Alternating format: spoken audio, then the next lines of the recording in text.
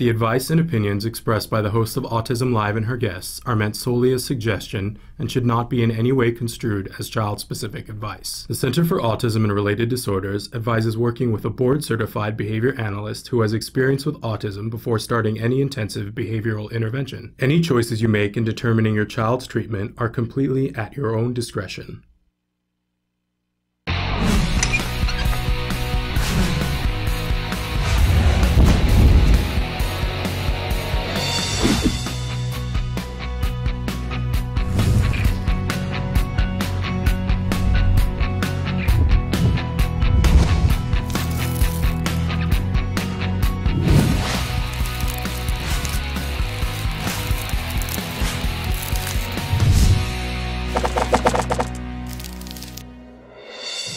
Good morning and welcome to Autism Live. I'm Shannon Penrod and we are webcasting to you live from the Center for Autism and Related Disorders headquarters in Tarzana, California. I'm so thrilled to be here with you today. You know, it's one of those gratitude moments. So thrilled to be here with you today. We're going to be sharing with you in the next couple of weeks a story that's been unfolding here, and I just had an opportunity downstairs to meet a young man who's 7 and who is entered the building from he's come to us from Uganda and has an autism spectrum diagnosis, and oh my goodness, what a pleasure it was to meet him and his family downstairs. And I'm excited that we're going to be able to tell you about this family in the coming weeks, but just know I'm so grateful to be here with all of you and to have an opportunity to talk with you and to learn from you about autism, this journey through autism, which is what we will be talking about for the next 2 hours here live. We talk a lot about ABA here, Applied Behavior Analysis, because we know it is the only scientifically proven effective treatment for autism. And as if that's not enough, I mean, that's a good reason to talk about it, right? But as if that weren't enough, it's something that is effective for all of our children on the spectrum to get progress. And progress is really the name of the game, isn't it? All of our children, whether they are 2 years old or they're 42 years old, they are in different places on the spectrum. They have different needs. They're all individuals. And what I love about ABA is that it is effective at meeting individuals where they are and helping them to increase behaviors that we want to see more of and gain skills and decrease behaviors we want to see less of. By the way, that's true for us as well. You don't have to be on the spectrum for ABA to be effective for you. It just is a coincidence by chance, not so much by chance, but it just happens to be that it's effective for individuals on the autism spectrum as well, all across the spectrum. So that's another good reason to talk about it. And the reason why we talk about it as much as we do is there's a lot to talk about. It's the more I learn about ABA, the more I think of it as this wonderful tool belt that's full of all these individual tools that you can pick which tool you want to use for which child in what way and decide how much to use that tool. It really is a creative art, and because it's a creative art, it's something that we need to get a wide base of understanding so that we can have those tools in the tool belt. So we talk about that a lot, but we talk about the full gamut with autism, being on this journey, how we can support each other, how we can gain information. I want to remind all of you that although we talk about all these different things, I am not an expert in ABA. I am not an expert in autism. My role here is to be the conduit because I'm a parent. My son was diagnosed with autism at the age of 2.5. He's now 9 and doing so well because we were fortunate enough to get great ABA therapy through the Center for Autism and Related Disorders. And so I'm incredibly grateful for that forever. But I am here because I'm a passionate person about this subject. I know that there is hope. I know that there is help, and I want to hook you up with the answers that you need for the individual in your life. Whether that's you, because I know a lot of you have started watching the show who are teenagers and young adults on the autism spectrum, or whether you're a parent and you need some help and support because you've got a child on the spectrum, or whether you're a grandparent, aunt, uncle, teacher, practitioner. We're here to support you and hook you up with the the answers that you need and sometimes the questions that you need. Because sometimes if you don't know what question to ask, boy, how can you move forward? And we want progress. We're in the entire realm of helping people to reach their fullest potential, wherever they are when we start. So that's what this is about. I hope you're going to join me because this is meant to be a conversation. Lots of different ways for you to get in touch with us. If you're watching us right now on autism-live.com, then you'll see that there's a box there where I'm talking, and next to it is an empty box that says Shannon is answering right now. That means we're live. You can type into that box, hit enter, and it shows up magically right here on my screen, and you and I can have a conversation in that way. You can tell me questions you'd like me to ask, either of experts that we have on the show, or experts we're planning on having on the show, or experts you want me to hunt down. So feel free to type away. You don't have to log in. We're not looking for your personal information. We don't even need to know what your email address is. So feel free to ask questions in that way. Now, if you're watching on autism-live.com and it says rebroadcast, then you're watching a show that's been taped in the recent past. But you can still interact with us. And by the way, this goes for all the other ways there are for watching Autism Live. So how can you get in touch with us? You can email us. We take email 24 hours a day, 7 days a week. We'll answer your question on the next available live show, and we'll also send you a typewritten response. Very easy way to get in touch with us. But you can also phone us. Our phone lines are open right now. You can be patched in directly into the studio, or if it's a time when we're not live, you can speak to somebody outside the studio, and you can leave us a message if it's during the evening or weekend, and we will get back to you as soon as we're back in the studio. We also have the ability for you to Skype with us. This is a wonderful, wonderful way of being in touch with us if you are calling from overseas, or, you know, it's a really inexpensive way to connect. And if you'd like to be on the show, you can via Skype, especially if you have a camera on your computer. We'll be happy to put your picture up next to mine, and you and I can be having a conversation. We did 2 Skype interviews yesterday. So thrilled to have you be a part of the show via Skype. You can also talk to us via Facebook. Our Facebook page is relatively new. We appreciate your likes there. Lots of information on the Facebook page. We like to hook you up to things that we think are relevant, and if you have something that you think is relevant that you would like featured on our Facebook page, please let us know. And it's also a great way to answer the question of the day that we'll be giving you in just a few minutes on our Facebook page. And you can tweet with us as well. Our Twitter handle is Autism Live Show, and we appreciate the opportunity to converse with you in that way. I mentioned that there's a lot of different ways to watch the show. Autism-live.com is our homepage. This is where we are live Monday through Friday from 10 a.m. to noon Pacific Standard Time. But you have many different opportunities to watch the show. One way that you can watch is on blip.tv.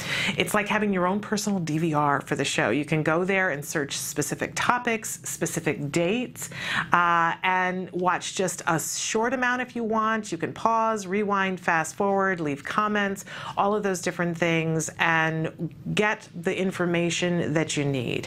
You might watch the show sometime and say, oh, okay, I saw them talking about pica. I'd like to know more about pica. You can go to Blip and put pica in and find all the different interviews that we've done with different experts on pica.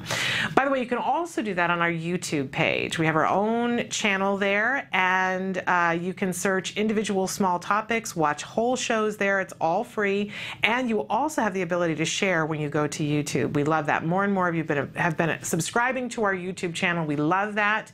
And we love it when you share. If you see something that's valid for you and valuable for you and you want to share it, you can do that. We appreciate that. And you can also download us for free on iTunes. Absolutely great way to watch picture and sound. We have just the audio only portion coming to you very soon.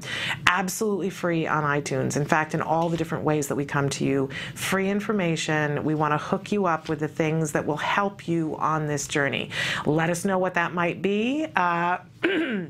We always love your input.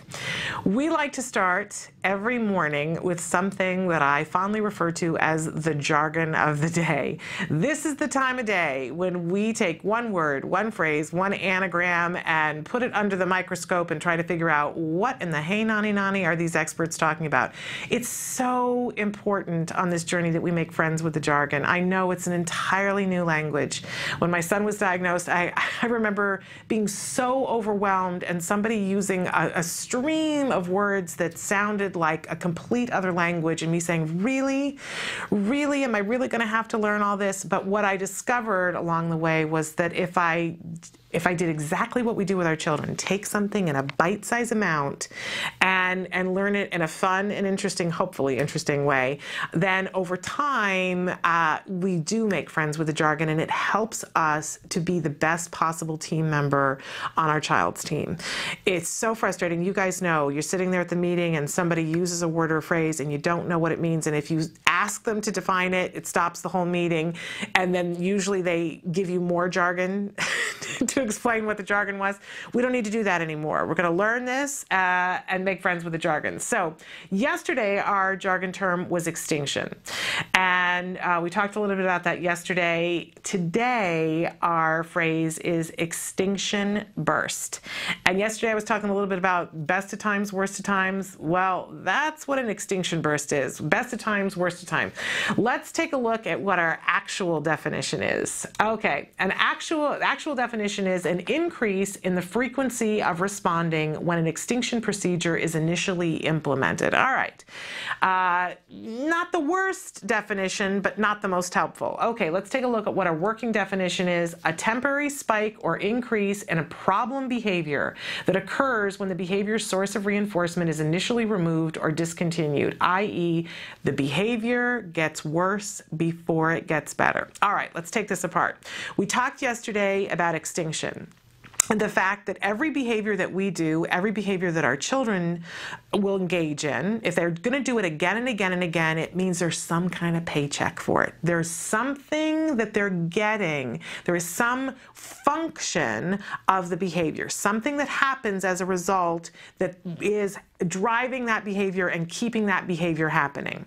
All right, we're going to have some expert, a BCBA who has experience with autism, come in and tell us what the function of the behavior is. We're never going to guess. Guessing is not effective. We wouldn't guess if it was our car that was broken down, and if our child's engaging in challenging behavior, we don't want to guess. But the BCBA comes in, does a functional behavior assessment, and says, here's the function of the behavior. Here's the paycheck for this behavior. If the child is biting, there are lots of different things that the paycheck could be. It could be attention. It could be access to something. It could be that it simply feels good. It could be that the biting is happening to escape something. And depending on which one of those things it is, or which combination of those things, our intervention is going to be different. But in some cases, we will put a behavior on extinction. And what extinction is, as we talked about yesterday, is cutting the behavior off from its money supply. Taking the reinforcement and saying we're not giving it under any circumstances for this behavior. So if the child is biting and the BCBA says this child is biting for attention, because what happens is the child bites down on somebody and they go, ow, why did you do that? Don't do that. That's attention. I know it's hard to believe because we think, but that's negative attention. They're being yelled at. It's still attention. And to a child, it still fed the behavior. If we discover that in this particular instance, because it isn't always that case with biting, but in this particular instance, we discover that it's attention driven. So if they say we're putting this on extinction, that means that no matter what happens, we're not going to react to it. Right? Now, of course, you would put things in place where you were hoping to prevent the biting, and hopefully you would be trying to give attention before the need to bite would happen. But if the bite happened, you would not say ow, you would not yell at the child, you would disengage from the child and be busy with doing something else and really starve the behavior. Not giving, you're really starving the behavior. That's really what it is. If it doesn't get a paycheck, Eventually, they're going to realize this doesn't work, so I'm not doing it anymore. That's truly the function of the behavior. So you go, yay, okay, this is great stuff, this extinction stuff. Yes, it is. But then along comes the extinction burst. So imagine in our scenario, the child bites and we don't give it any attention. And we see that there's an immediate drop off. The biting isn't happening so much. Then maybe 24 hours later, we notice that the biting is happening more and it's lasting longer. It's happening. And we go, wait a second, this isn't working. It is. It's just what we call an extinction burst. The behavior is going to get worse sometimes before it gets better. But if you graph what happens with an extinction burst, what happens is you see a dip in the behavior and then a spike. And then if you hang in with the intervention, which is not giving the reaction, foomp, the behavior comes all the way down and in a lot of cases will go away. So that's why I say it's the best of times, it's the worst of times. When you're in the middle of an extinction burst, it feels like the seventh ring of you-know-what.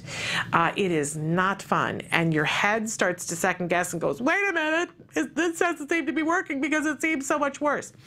And if what I learned over the years is to say, oh, it's the extinction burst. And how I would quiet myself in that moment is I go, this is the end of it. This is the end of this behavior. If I just hold on and do the intervention the way I was told to do it and do not react to this behavior, this is probably the last day that we're going to have this behavior. It's picking hard. It's just really hard.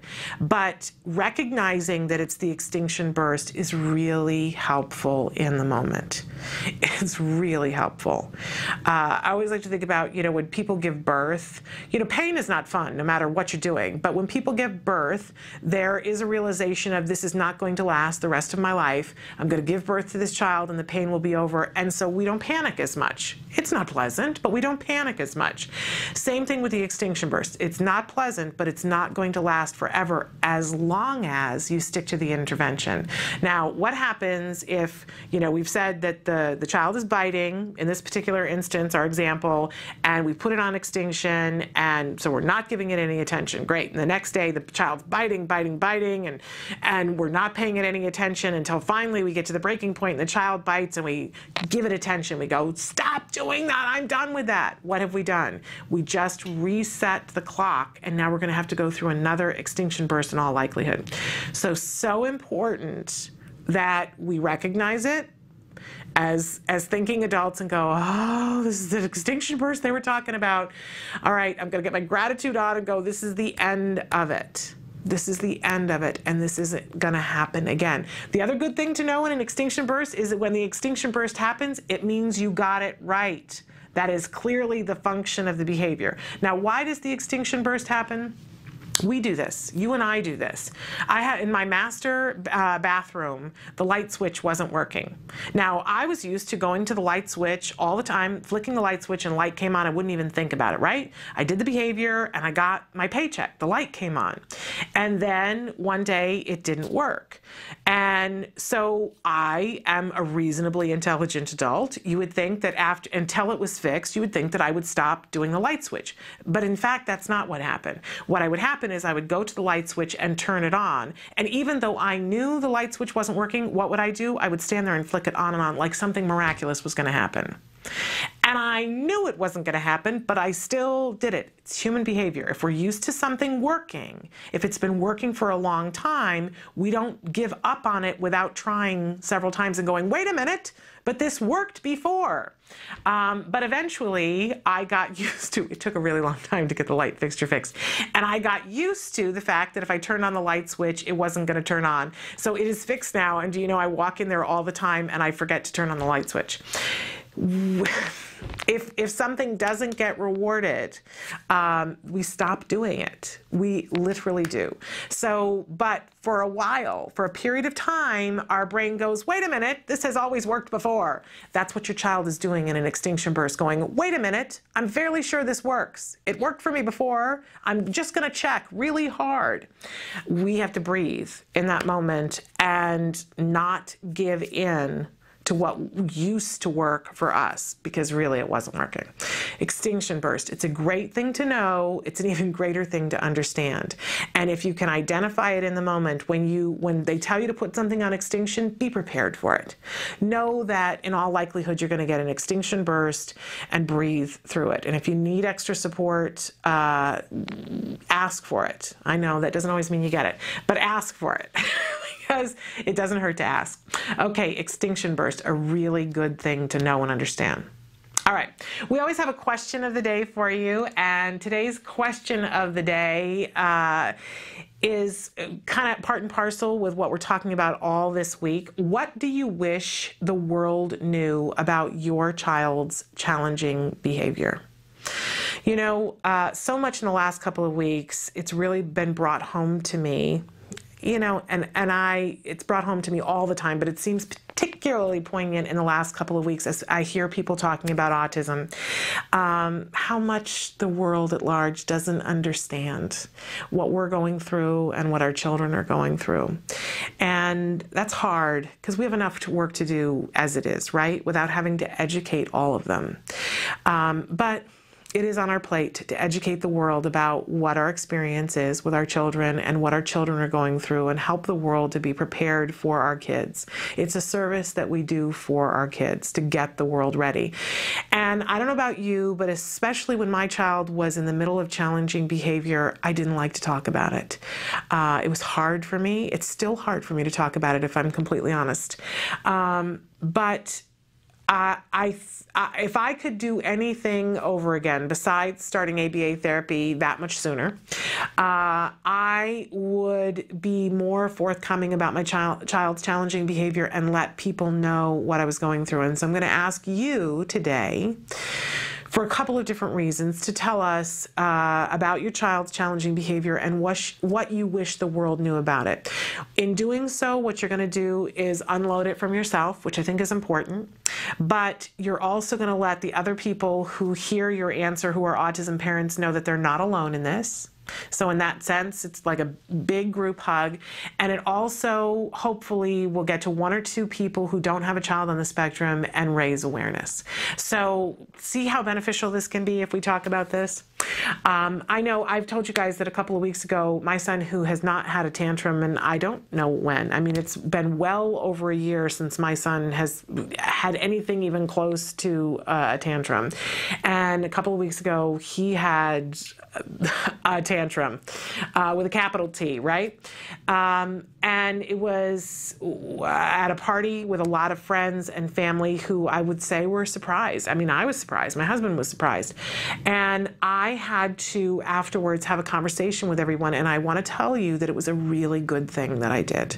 It was good for me. It was good for my child. It was good for their children. It was good for my friends. My friends thanked me for it. It was not easy. But I think we have to talk about this stuff. We have to let people know, because if they don't know, it's a disservice to everybody. So I hope that you guys will participate in today's question of the day. More than any other day, I think this is a really important topic, our children's challenging behavior, which leads me to our topic of the day, our topic of the week, which, if you haven't guessed already, it's like, ta-da, surprise, challenging behavior. We know that our children are going to engage in challenging behavior, although it is not a part of the diagnosis. And the thing that we always talk about here is that while they are going to engage in challenging behavior, it's going to happen, right? We need to plan for it, and we need to understand what's happening, but it isn't what we're going to live with forever. We don't have to. We can target these behaviors. We can give replacement behaviors. We find out challenging behavior, it stems from an inability to communicate. It's the way that the child is communicating. It just isn't effective. So let's say that. And we know we can give this child skills so that they can communicate in a way that isn't challenging behavior. We know that. We've seen that scientifically. That's been proven over and over and over again. And if you spend any time on the internet and talk to families who've done ABA therapy, you know that things change, and they change for the better. So we do need to talk about challenging behavior, and if there's something specific that you want to talk about this week, the rest of the week we're going to be joined by experts, and you have the opportunity to talk to them about individual challenging behaviors. Of course, we can't give child-specific advice because that would be a disservice to your child, but we can talk about individual behaviors and what those behaviors might be communicating in different effective strategies for different functions of behavior. So I hope you'll participate with us all week long on challenging behavior. To that end, some of the different things that we're going to be talking about today. We have a myth that we did yesterday. I didn't update this today. We did our question of the day, which we're going to talk about and look at the answers later on today. We have a motor tip for you. That was the question of the day, but we have the tape, and we are going to show you a motor tip today. And BCBA Evelyn Gould is going to be joining us at the top of the hour. And in particular today, she's going to be taking your questions, but we're going to talk a little bit about, you guys, with a question yesterday, brought up a topic that I really want to talk about, guilt. Guilt, parent guilt, and that overwhelming feeling of having missed the boat in some way, having missed something, not understanding something. We all do it, right? We really burden ourselves. I know I do, and you guys were writing that in and saying yesterday, the feeling of guilt, and then even further than that, the feeling of not being adequate enough. It's something that we've all been there and done that, and Evelyn's going to be talking with us about how we can deal with those feelings and get back into action. Because a lot of times those feelings can mire us and paralyze us, and we don't want to do that. So all of that and more today. We're going to take a break and come back with our healthy eating tip for the week. Stick with us. My son, my brother, my daughter is one of the 1 in 88 children on the autism spectrum. I have autism. I have autism. I have autism, and I want you to see me as an individual and not as a label. I want to find out why my brother has autism. I want the government to say that autism is a public health crisis. I need to know who will take care of my child when I'm gone.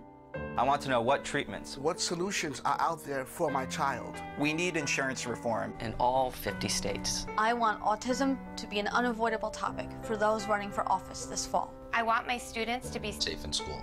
I want the bullies to leave me alone. Autism Speaks encourages all Americans to ask candidates, how will you make a difference for those living with autism? I want a Senate, a president, a Congress that recognizes autism as an urgent public health crisis it is. I want our lawmakers to listen. Make your voice heard this election. Visit autismvotes.org.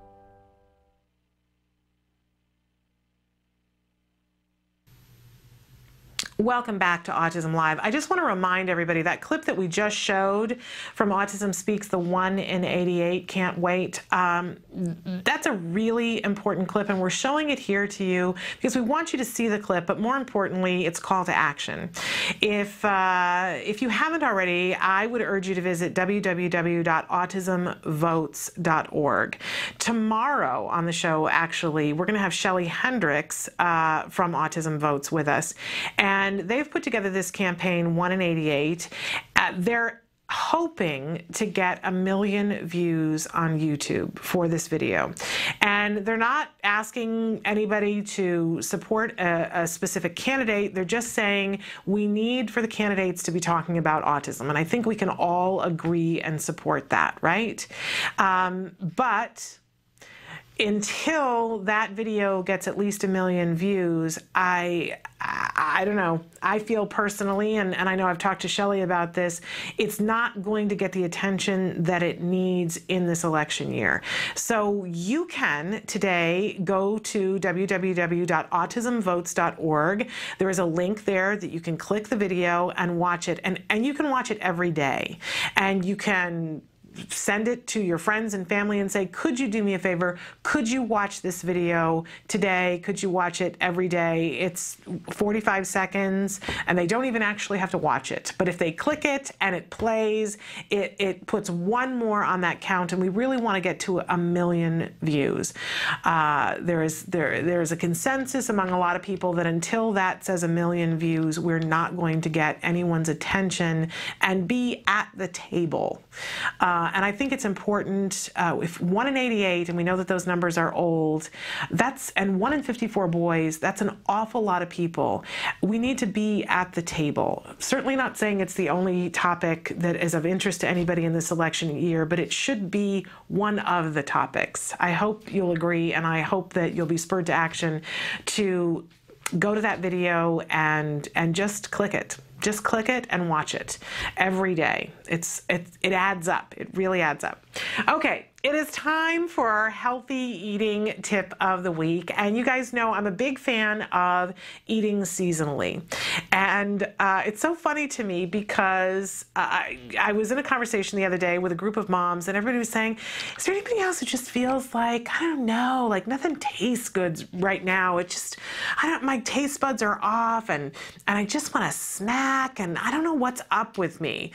And somebody was saying, oh, you know, I think it's because the light is changing, and somebody else said, oh, the weather is changing, and I've been eating the same thing all summer.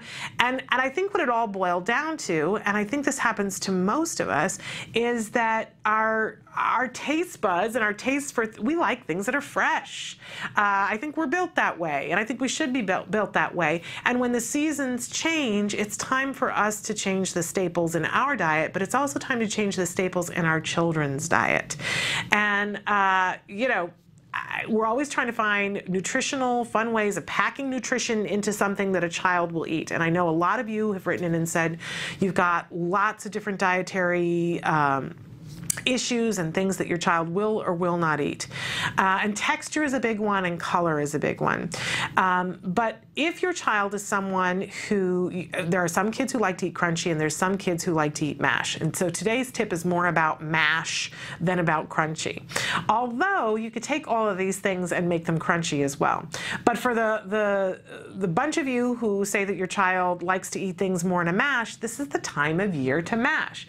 And what do you mash? Sometimes potatoes, and it's perfectly okay to mash potatoes, but it's an opportunity to stick things in with the potato to up the nutritional value. And if your child can't do potatoes, if it's just too much carb for your child, and you're looking at other things, there's a great opportunity to mash other things as well.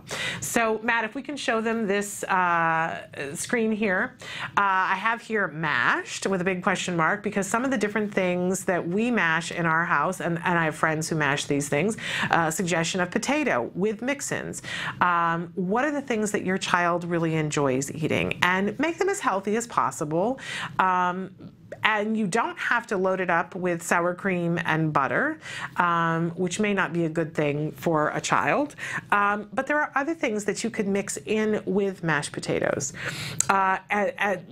As diverse as one of the things that my son likes to do, because he's not much of a gravy person and he doesn't do dairy, so we're not putting butter on a mashed potato, but we have in the past put a little well in, like there's gravy, and put spaghetti sauce in. I know it sounds bizarre, but it's actually pretty good.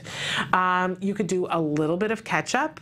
We eat ketchup on French fries, so to put it on mashed potatoes, not that bizarre, right?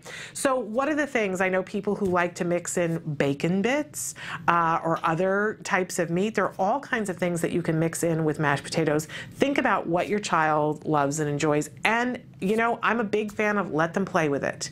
If the child needs to stick their fingers, make sure it's not too hot, right? But if a child wants to mix things in and make castles with the mashed potato, as long as some of it ends up in the mouth, this is not the worst thing in the world. I know it makes other people shudder. But nutrition, if nutrition is the thing we're going for, then I'm not as concerned about table manners. We can always take care of that later. Okay, what about mashing sweet potatoes? It's a great time of year to get sweet potatoes, and you can mash them easily. They're a little bit sweeter, and I think a lot of kids kind of prefer them, and it's a higher nutrition value, and it's a lower glycemic index in a sweet potato than a potato. And again, you can also take these things and make them crunchy, but you can mix things in with a sweet potato as well. Any of the same things that we talked about with a regular potato. And if your child is really into potatoes and they'll eat mashed potato but they've never tried sweet potatoes, we know from our experts that one way to introduce a sweet potato is to mix just a very little bit in with the mashed potato and gradually increase the percentage of it that's sweet potato to potato. And you can say they're Halloween mashed potatoes. We're making them orange like pumpkins. They don't need to know that you didn't use artificial food coloring. We don't need to tell them everything, right? We can keep some things from them. What about cauliflower? Cauliflower is a great thing. If your child can't eat potatoes at all, you can take steamed cauliflower, put it through your food processor, and it looks just like mashed potatoes, and you can serve it. And guess what? The adults don't even know, and it's better. Again, lower glycemic index. If it's a thing where you feel like they are going to know, then you can mix a little bit of cauliflower in with the mashed potato and gradually make it more cauliflower than mashed potatoes. It's really good. Another great thing that whips together that you can put it with the potatoes or on its own, white beans. The cannelloni beans make a great mash, and you can mix it with all kinds of things. I also have a rutabaga. This is a relatively new thing in my house. I'm just going to own up to that, but a wonderful mash thing to have. And then, of course, winter squashes. Oh, they're really prevalent right now, and they just have a lovely nutty flavor to them.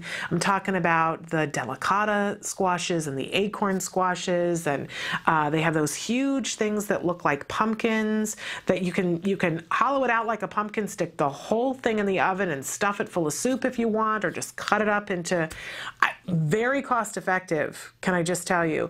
And if you think back to when your child was a baby, I don't know about you, but my child loved the squashes and the sweet potato baby food. All of that was a delight.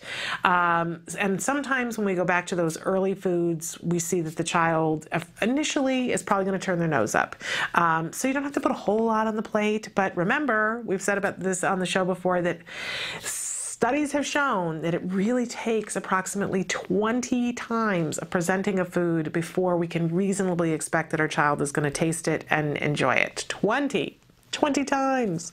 So don't give up. Don't make it a battleground, but mix it in with other things if you can. Really nutritious, very healthy, and cost effective. These things are really inexpensive right now, and they make you feel full.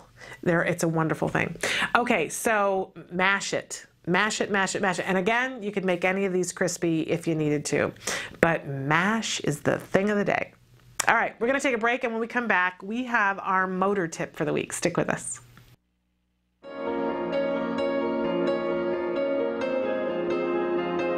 ACT Today, or Autism Care and Treatment Today, was founded in 2004 by several passionate parents who believe that access to early, effective treatment is vital for individuals with autism.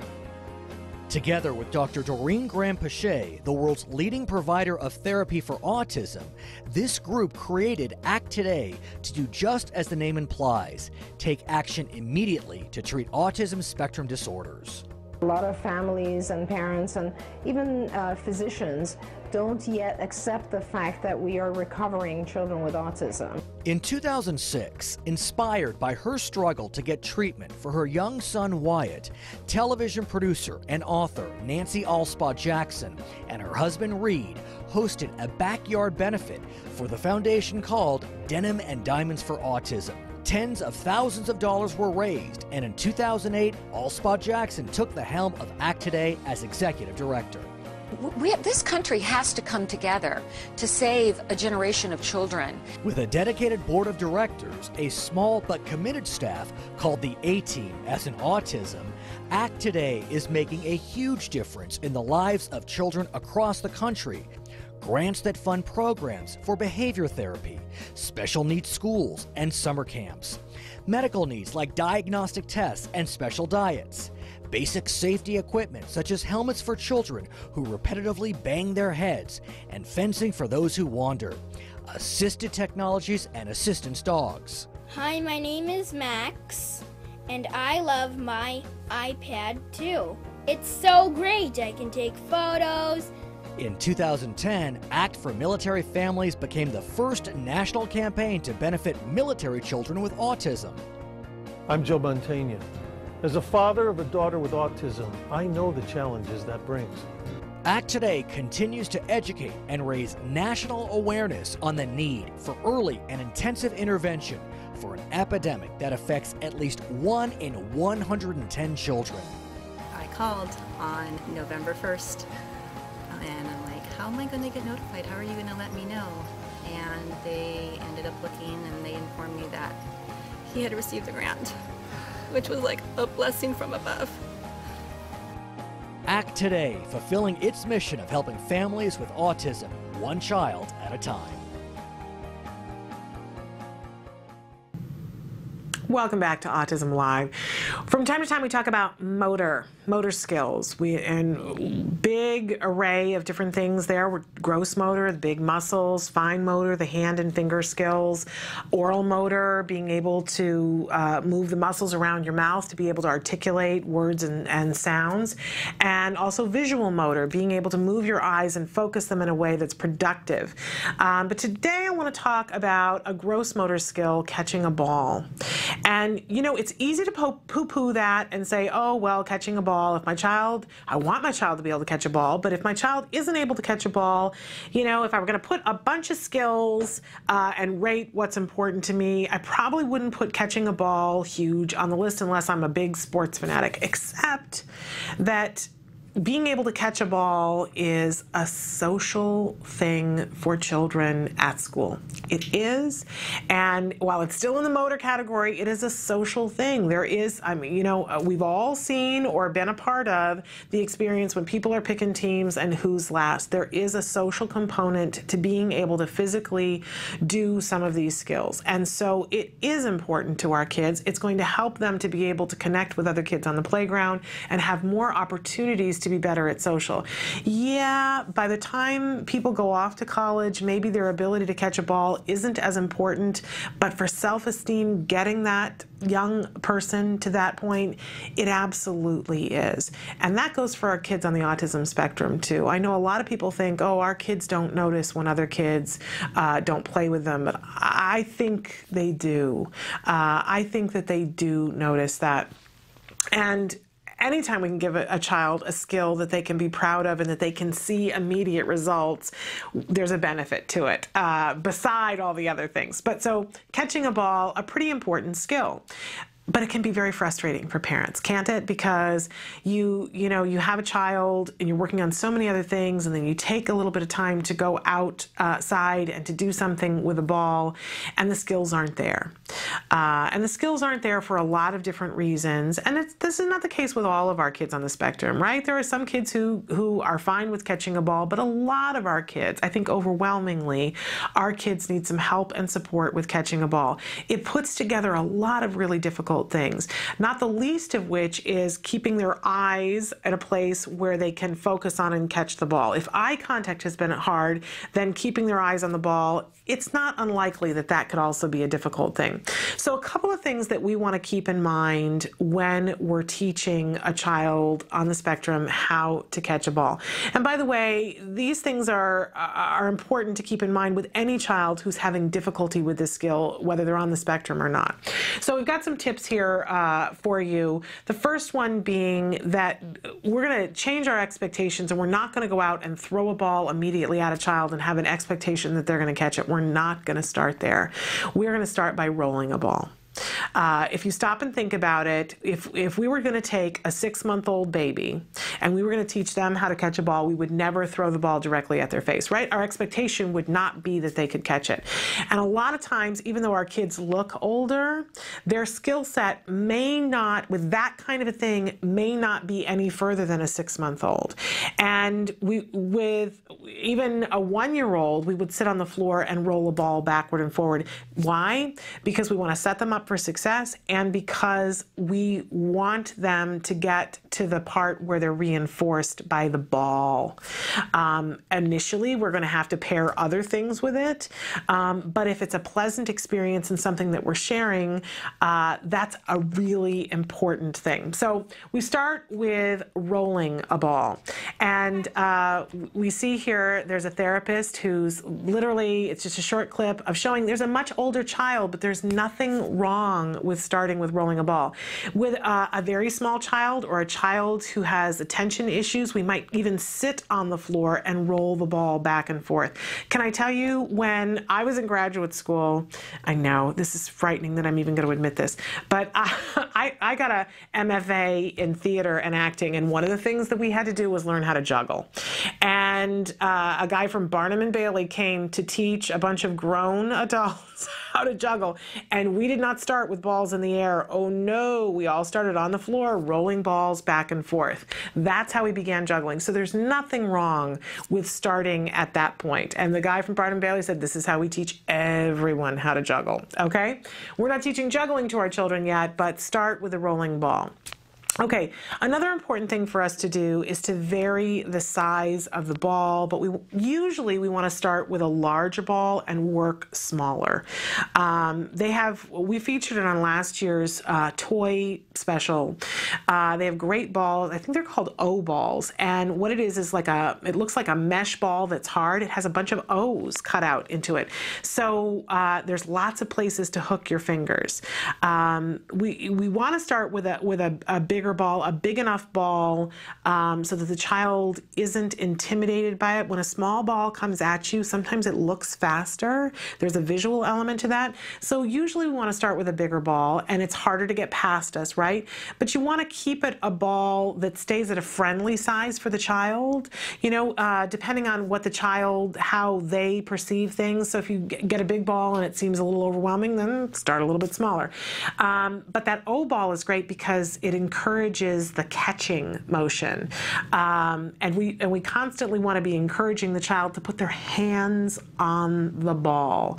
If they're afraid of the ball and the hands are coming out like this, we're not set up for success, right? So we want it to be texturally something that feels good, and that's going to be different things for different children. We want to incorporate the word catch. So even when you're rolling the ball back and forth, that we're saying catch, and it might just be the child stopping it, but we want to encourage and model catch and say the word catch, so that they're not ever surprised. We're going to roll it to them and say catch, right? Because hopefully they're going to start saying that back to us at some point too.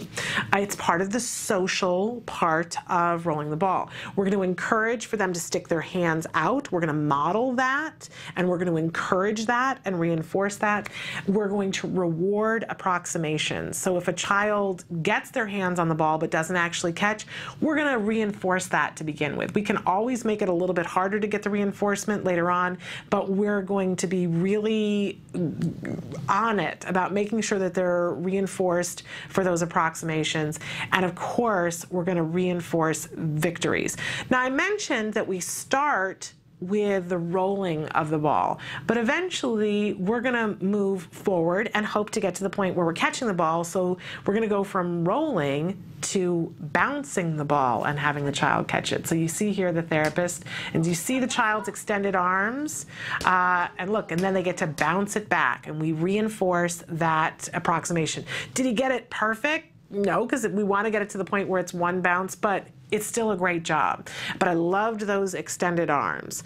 And then eventually we can get to catch. And the example that we have is a therapist sitting. We don't have to do it standing up. We can keep this really easy. So take a look at catch. Look at how nice that is. And we're encouraging eye contact at the beginning.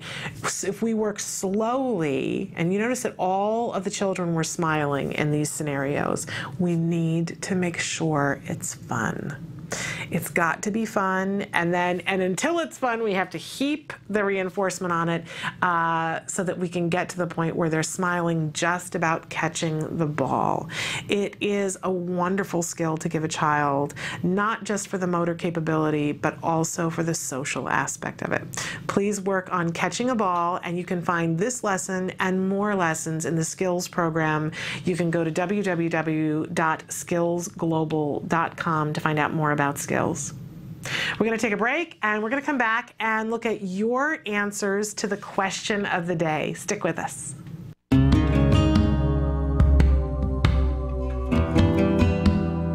Hi, I'm Bryce Myler, and I'm the Contracts Director for the Center for Autism and Related Disorders. I've been here for about 5 years. CARD has several employees with many years of insurance experience, dealing with insurance, dealing with pre-authorizations, dealing with discovering whether there's coverage or not. So we have more experience than any ABA provider that I've ever come across. So for a prospective client, somebody that may be interested in, ABA therapy and what CARD has to offer, we have a special 800 number, and you call that number. They will talk to you about what we have to offer, how ABA works. He'll ask you for the front and back of your ID card, and then we check to see if you do or do not have coverage. If you have coverage for ABA therapy, we try to do whatever we can to set it up where we can bill for you and you don't have to fight with the insurance company every month to get your claims paid. For California residents, we recently did a series of insurance trainings all over the state, and you can click on the link below to watch pretty much the full presentation. It has a lot of information, how you can get your insurance company to comply with what they're supposed to do, understanding the networks, and many other valuable pieces of information.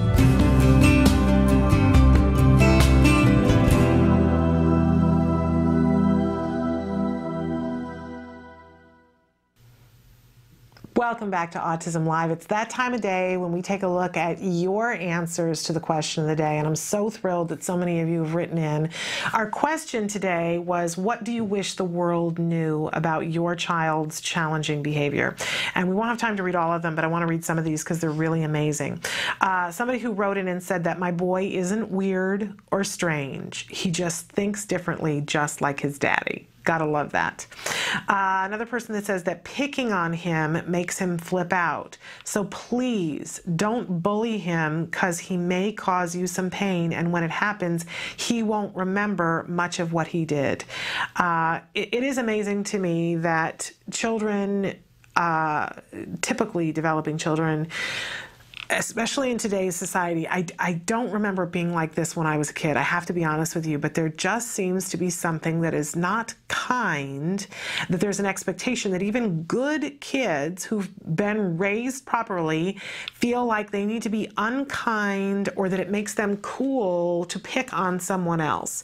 It's a very distressing thing, and something that I know that a lot of people are working on trying to figure out why that would be. But it happens, and it happens to our children, and a lot of times our kids are easy marks for that kind of behavior. And what I'm discovering is that a child can be impolite to our child, out and out rude and out bullying, and then our child has a big reaction to it, and then the focus is on our child's behavior, not on the antecedent, which was people mistreating our child. It's a very frustrating thing for those of us with children on the autism spectrum. And I think it's important that we all start talking about it and saying, not okay. No, not accepting this. Another person says, in regards to what do they wish the world would know about their child's challenging behavior, understand that he will never be cured.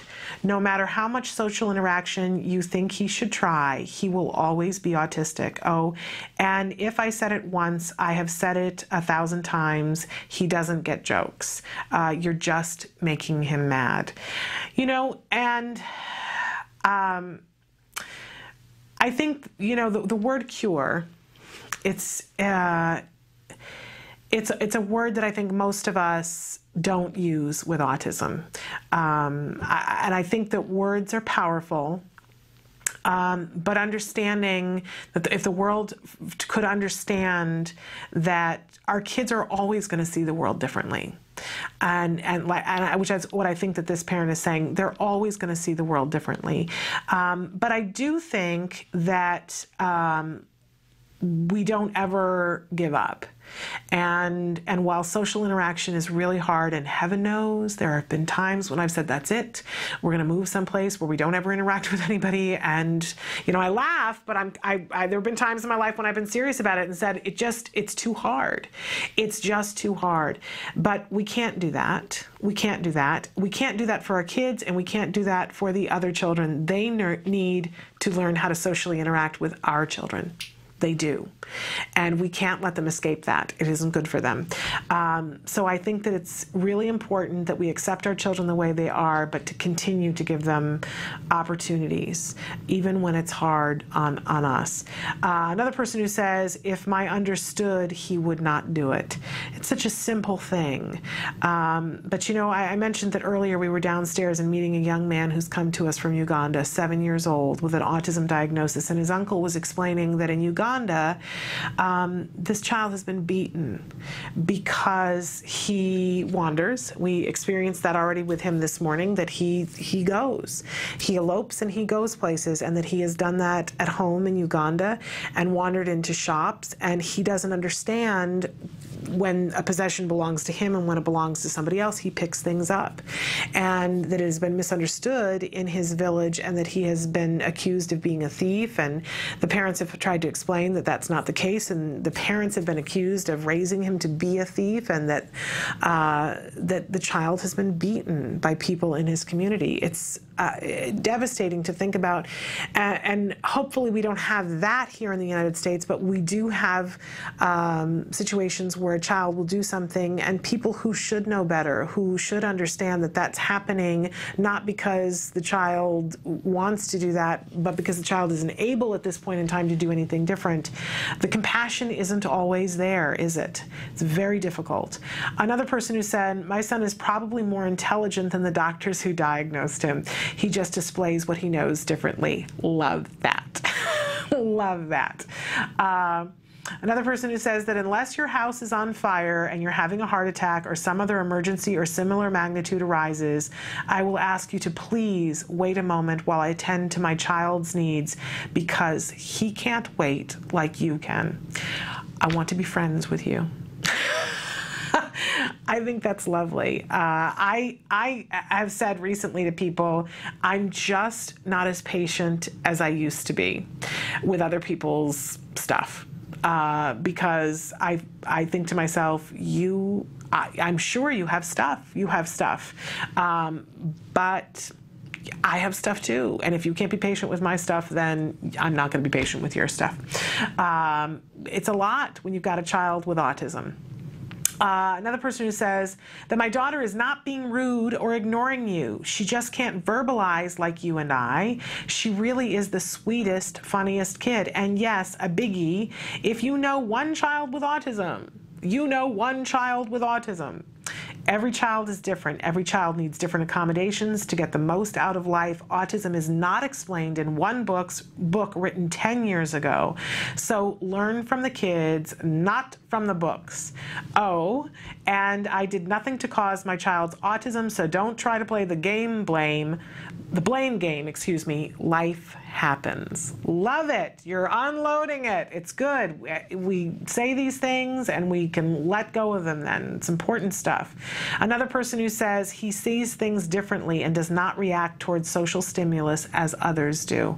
Again, we're answering the question, what do you wish the world knew about your child's challenging behavior? Another person who says, I wish people understood that my son is just like you or me. He just sees the world differently. He may act up and scream, but that is how he expresses himself. Don't judge me as a parent or my child as a child with autism. Love it. Another person who says that I'm not a bad parent and have to have more patience with them. Also, they can learn, they just learn differently. And if you have met one child with autism, then you've met one child with autism. I love it. I remember a day right around when my son was diagnosed, and I had all but become a recluse because anytime I would go someplace, my child would engage in challenging behavior, and I didn't know what to do about it yet. And somebody had said to me, you know, you're just not enjoying your life. You just need to get out with that child. If you just got out, things would be so much better. You just need to get out. And I think the expression they used was, you know, blow some of the smoke out of your hair. Just, you know, blow some of the cobwebs out. Get out. And I remember thinking, okay, all right. I should just get out. And it was a Sunday morning, and there was a restaurant that my husband and I used to go to on Sunday mornings before we had my son. And I thought, you know, my husband was working, and I thought, you know, I haven't been there in forever, and we could go to breakfast. My child and I could go. Yeah, what planet was I on? Like, what? I was on a river in Egypt, Nile. But I remember thinking, I can do this. Why can't I go and have a breakfast brunch with my child? And he would have been right about 2.5. It was right around when we got diagnosed. And I went and got a table in a corner and got him set up in the little booster chair because he was a big kid for his age. And we hadn't been there very long, and he wasn't vocal, and he started to make noises, and he banged like twice on the table. And the table of people that were sitting next to us asked to be moved. Said, could we please be moved? And the woman got up very quickly and said, you know, I don't want to deal with this while I'm having my Sunday brunch. And I sat there and wanted to die. And my child did not want to sit in the chair, and he was engaging in all kinds of challenging behavior, and he was trying to escape. And I kept saying, you know, I think I was already crying about the humiliation. They brought another table of 2 older ladies to sit next to us, and I think I was already, you know, kind of sniffling over what this woman had said, and her just judgment of what was going on. And I was trying to deal with my child, and it was very frustrating. And at one point, he laid down on the floor. And I'll be honest with you, like, I had wrestled with him 5 or 6 times and didn't know about ABA and didn't know what to do, but I had ordered this food and money was tight, and at one point I figured I'm just going to let him lay on the floor for a minute, and I'm going to take a couple of bites of my breakfast, and maybe, you know, my not addressing it, maybe he'll get back up. And so I let him lay there for literally like 30 seconds, and the 2 ladies got up from their table and came over to me, and one of them put their arm around me and said, you know, child, you just need to enjoy this little boy and not fight with him. You just need to enjoy this little boy. And, you know, I put the fork down and I picked up my child and I left. And it was the last time that he and I went to eat out for quite a while. And I think about, you know, how well-intentioned the second ladies were, but still, I wish people realized that they don't have to say something. They don't have to judge. They don't, because it, you know,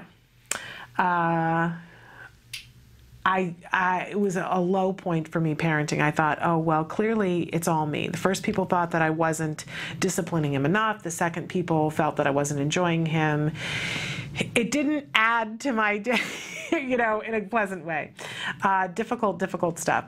Another person here who says, answering the question, what do you wish people knew about your child's challenging behavior? I wish people understood that he has trouble expressing what is going on. His behavior isn't intentional. Another person says she's not a spoiled child. She's trying to figure out where she's at and who are all these people. Someone else who says that he has no control over his emotions, most of the time, even though he tries so hard to. There are so many wonderful things that you guys are saying here, and I wish I had time to read all of them, but perhaps we'll have time to come back to them. But right now it is time, and I'm a little over, I apologize, for us to watch this week's episode of The A Word. This is an amazing documentary that's being made here at the Center for Autism and Related Disorders following a little boy, Jack Riley, who was diagnosed at the age of 2. He's now 3, about to be 4 actually in real time, but we've gone back to the beginning of the series. In fact, this is episode 7. It's 6 weeks into intensive ABA therapy. We see that there's already progress with language, and there's progress with him being interested in people. If you watch the entire arc so far of how Jack Riley is doing, you see that in the beginning he really wasn't interested in people. You can see there are clips where his mom will call his name, and not only does he not answer, but he doesn't look at her. He's more interested in the things, the toys, and that's where his attention goes to. And even that, it's not prolonged attention. He'll wander from thing to thing to thing.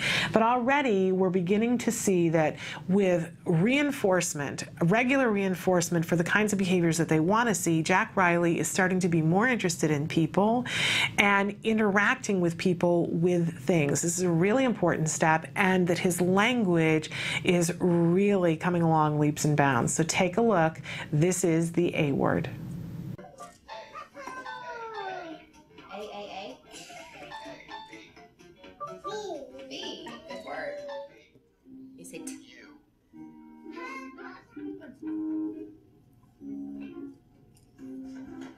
There's Miss Jessica.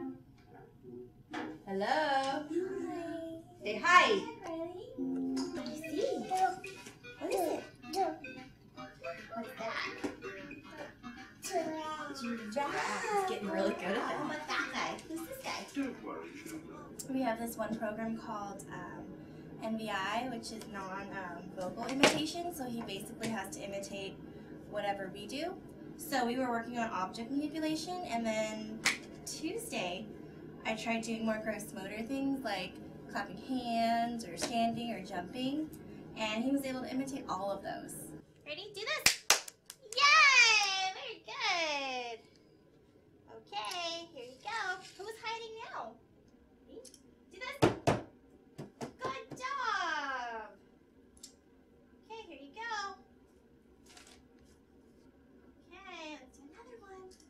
Okay, ready? Do this. Yay! All right. Here you go, Rockstar. Oh, that's so cool. All right, you ready? Do this.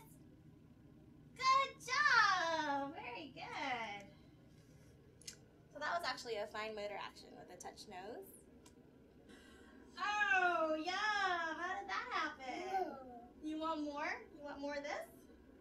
More? Okay. Good asking. We'll do a couple more actions, okay? Do this. Good job. Do this. Good job. Do this. Good try. Over here.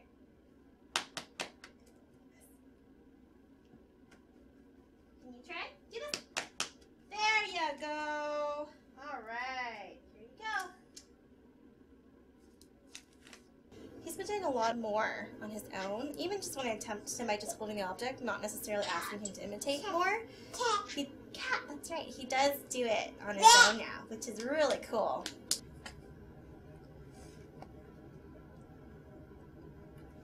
Good asking, buddy. Out. Line that up.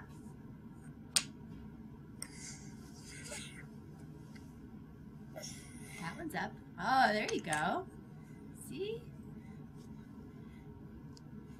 How many up do you want to go? You touch the block? God, what is it? What? Good job. Okay. Sorry, I'm just curious. That's cool. Okay. I'm interested too. Touch shoes. Where's the shoes? to try. Okay. Let's see. You touch crab. Where's the crab? Can you touch it with your finger though? Thank you. Did you see that? What is it? Crab. See, crab. That was so funny. I didn't specify, huh? Touch block. Good job. What is it? What is this? Block. This is his receptive labels, so what I just did basically. And our supervisor had written down things that's in his environment that he might not know, or that he might know the labels to, or if he's just seen it or heard the label for it, not necessarily know how to say it per se. And I just went through block, guitar, bear, plane, cat with him, and so he actually knows all of them. So I'm actually going to go through his environment just to see other things like shoes. He actually knew almost everything on here except fork, I think. Yeah. So that's actually really impressive. You amaze me every day, kiddo. We're taking a walk. We just finished dinner, getting ready to go to bed. But part of our after dinner tradition suddenly has been to take a walk. Make sure. Say, come on, Mama. Come on, Mama. Right, Jack? And then we say, stop. Go. Go. Go. Go.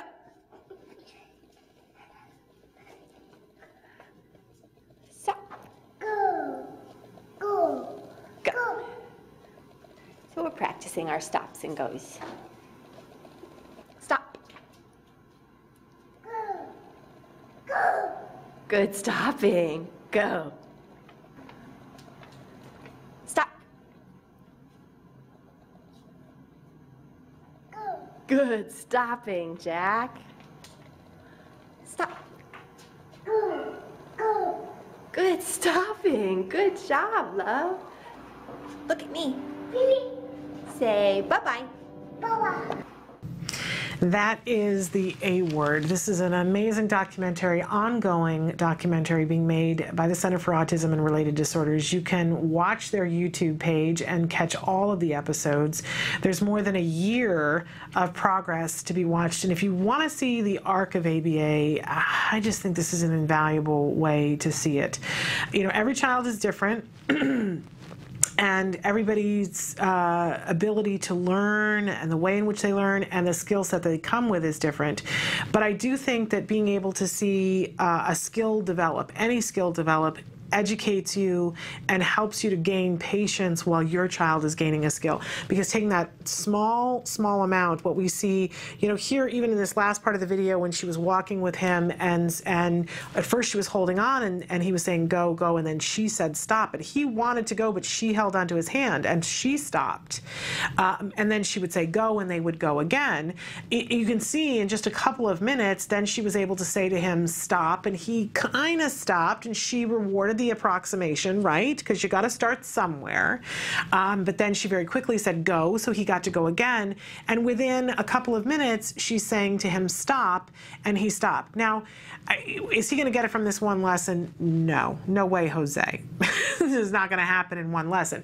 But you can see he is learning. So when they come to do it again tomorrow night after dinner, because this is their bedtime ritual that they go and work on stop and go, he's going to grow and progress. Are they going to have to revisit? We see that they do revisit stop and go a little bit later on, because as he gains more skills and his world opens up more, they're walking by the street. We got to shore that up, right?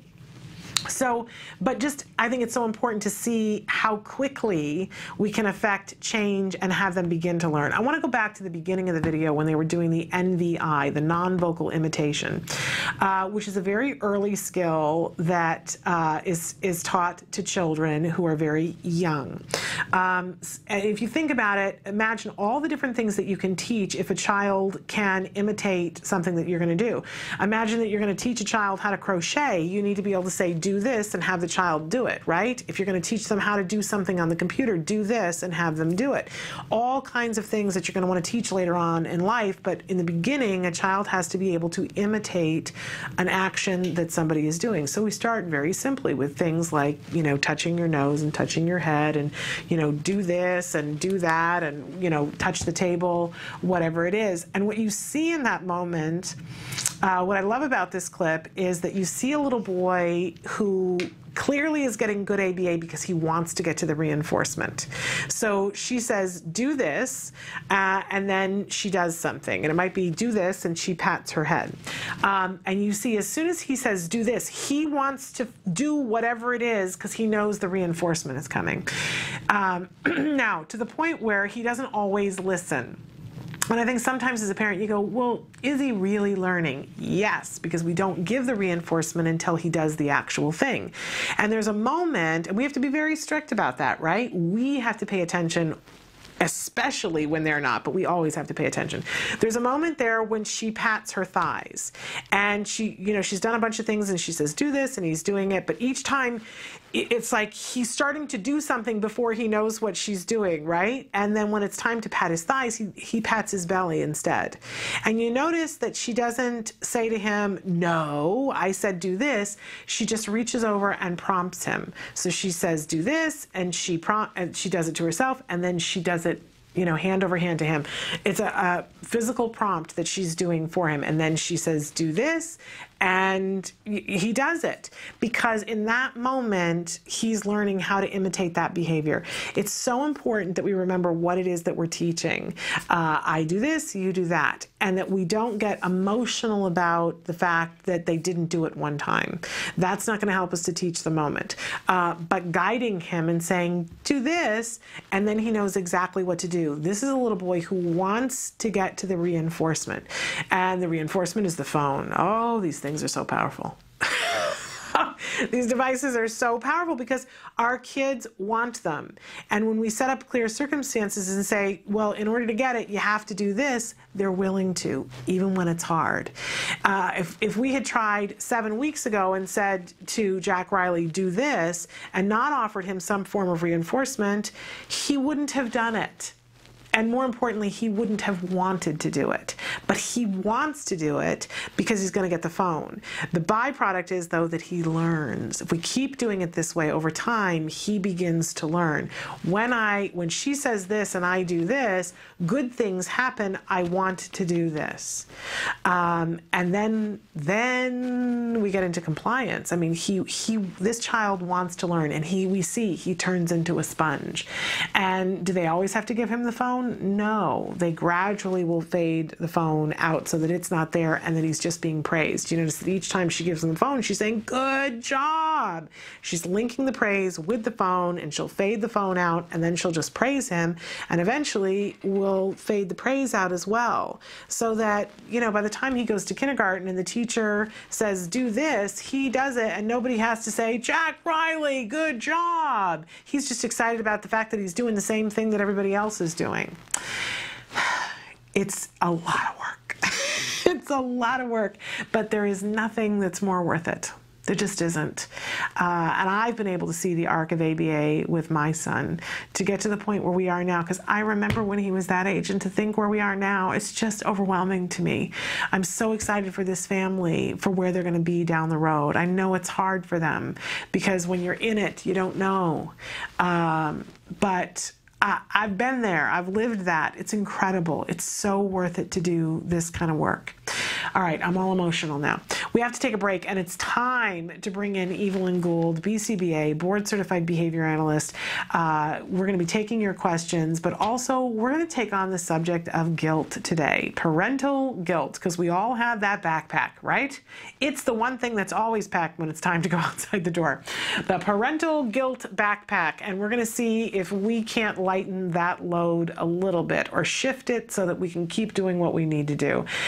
Stick with us after these messages. We'll be back with Evelyn Gould. Mostly the behavior started at night, but it was invading the day, where he would just speak one syllable and babble and pace around. When she was a year old, she lost speech, She did never seem to request me for anything, even for food.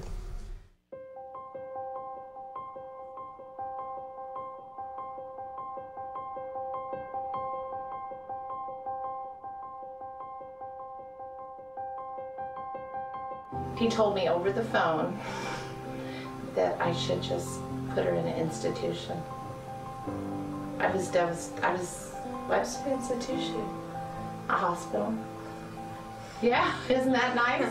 He told me that it was possible or likely that Ruffin would never be employed, that he would never work productively, that he would not know that I loved him, nor would he love me, nor would he be likely to marry.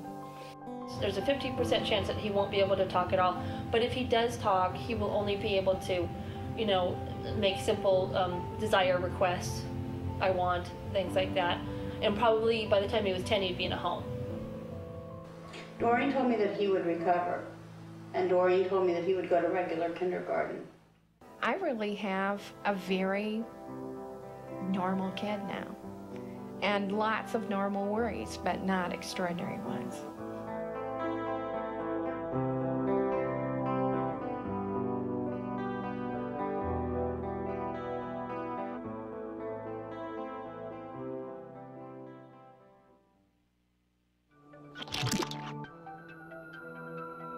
My name is Deli Popola, and I'm one of the creators of theAutspot.com.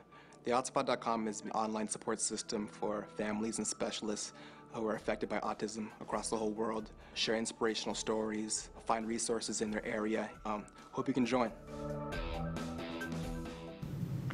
Welcome back to Autism Live. I'm Shannon Penrod, and we are going to be joined by Evelyn Gould, BCBA, in just a little while, but I believe she's been held up, so hopefully she'll be able to be with us. But until then, it's time for our weekly adaptive tip. Adaptive skills are the skills that help our kids to be able to do the day-to-day things that make their everyday life successful, whether it's brushing their teeth, making a snack for themselves. Eventually, later on in life, adaptive skills are going to be things like balancing checkbook, but for now, we want to help our kids to get skills that are functional, everyday skills. Toileting comes under the heading of adaptive skills.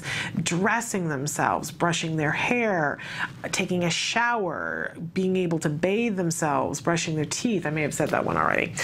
So a wide range of things. Taking care of a pet, gardening. These are all adaptive skills. They're the kinds of things that self-care, and taking care of the house, tidying up a room, all of those wonderful things. And I love to talk about adaptive skills because, first of all, it's important for all of our kids. I don't think there's a single kid that's out there that it's not important for them to get as good at adaptive skills as they possibly can. It's also an arena where we see ABA has been wildly successful, and it doesn't matter where your child is on the spectrum, that kids who have more than one diagnosis can make great deal of progress on adaptive skills. So super duper important, and most especially, I just think the adaptive skills are so important for self-esteem. I really feel like we're spending a lot of time talking about self-esteem today, but it's important. And you know, we talk all the time about challenging behavior and how it's all communication, and when we give a child functional communication skills, that we'll see a decrease in challenging behavior. But I think also giving the child things that they can feel good about themselves are really helpful at teaching everything. Self-esteem just cannot be overstated how important it is. So today's tip is about making a bed. Teaching your child how to make a bed. Now, I have here on our list of things that when we do a lot of the adaptive skills, it's going to require a task analysis. Because if you stop and think about it, brushing your teeth and brushing your hair and bathing and clipping your nails and making a snack and making a bed, these are all things that take a lot of different steps. And instead of being overwhelmed by it and standing in a room and saying to a child, I'm going to now teach you the 345 steps that are involved in making a bed. I'm exaggerating greatly because on here we have that in the skills program, there is a 39-step task analysis. It's not 390, but 39 steps. That's a lot of steps. It takes 39 separate steps to make a bed. Now, could you do it in 25? I don't know. Maybe some people can, but if we're really chunking it down into very small amounts, 39 steps for a child to, individual skills for a child to learn to make a bed. And instead of saying, okay, I'm just throwing you in the deep end of the pool, now make that bed, how likely are we going to be successful if we do it that way? That's the question, right? And I know I have tried that way. It doesn't work. And by the way, it's not just kids on the autism spectrum that have trouble learning that way, right? It's a lot and it gets overwhelming. So instead, what we can do is take a look at the task analysis, and in skills, it's already done for us. And we can pick a place on that list of 39 things to start. You can start with the first one, you can start with the last one. You really could start anywhere along the way, but we're going to do a procedure that's referred to as chaining. And when we do chaining, what we're doing is basically taking these different tasks in the task analysis, and we're going to teach one of them. And I personally like to start with the one that's the easiest because that's how my child learns. But for your child, it might be the exact opposite. You might need to start with the hardest one or the one that has the least sensory issues. But wherever, you're starting somewhere on the task analysis and you teach just that portion of it to the child, but you do the rest of it. So you're going through the whole process of making the bed, but if there's the one part where you're teaching to, smooth the sheet, if that's the task that you're teaching, that's all you're going to let them do, the rest of it. So you teach that individual thing, and then you go through the rest of the process of it, but the child does that one part, and they get reinforced for doing that one part. And I'll tell you what happens when we do that kind of teaching. The child relaxes and goes, oh, that's all you needed me to do? I saw all this, which meant a whole lot to me, but I only have to do this. And I got reinforced for it. I got my reward for that. That's exciting. And then they're willing to come again. And we teach that one skill until they've completely mastered it. And then we move in a direction, forward or backward. Okay, so now we're going to teach the next part of it. So you're going to spread the sheet and pull it up. Oh, okay. And the child, because they know they're going to get reinforced and it's not overwhelming, then the child does that. And gets reinforced until they can do both of those things together, and now we add another step onto it. And it really, it doesn't matter in terms of the big idea whether you go forward or backward. It matters greatly in terms of how your child learns.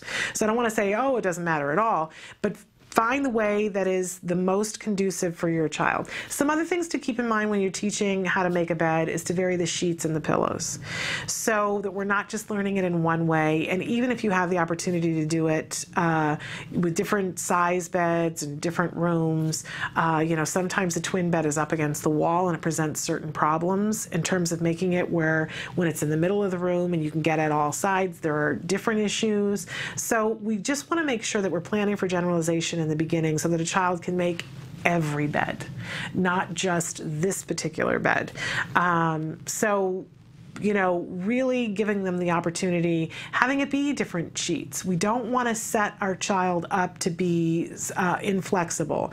So if you've always had the Buzz Lightyear sheets, make sure that you've got other sheets that you can put on too, so the child sees. And sometimes they feel different and they look a little different and they're sewn together a little different. We want to right from the beginning plan for the child to be able to accommodate that.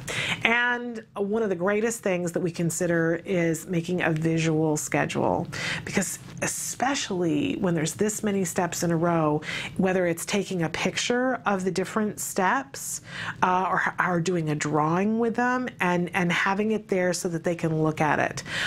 All of our kids aren't visual, but a lot of them are incredibly visual, and to be able to see what the expectation of what it is and the memory of it, because sometimes it's overwhelming.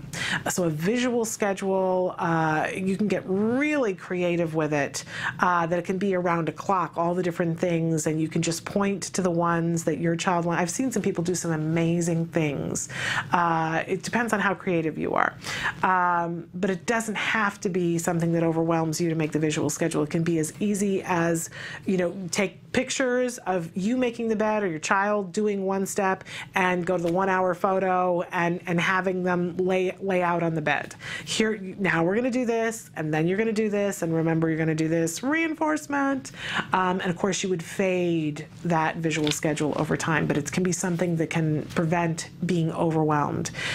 Take it slow. Nobody's going anywhere, right? You know, if your child is 10 and you're working on making a bed, and if it takes a year, but it's reinforcing for the child and it's not a battle, it's a year well spent, because your child will be able to make their bed and any bed forever. Really worthwhile. Make it fun and reinforce, reinforce, reinforce. All right, we're going to take a break. We'll see if we have Evelyn Gould joining us, and we'll be back after these messages.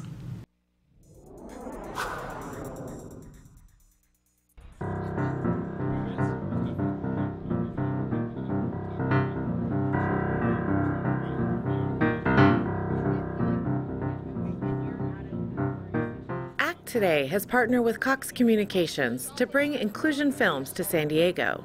Led by Joey Travolta, Inclusion Films teaches filmmaking to developmentally disabled children.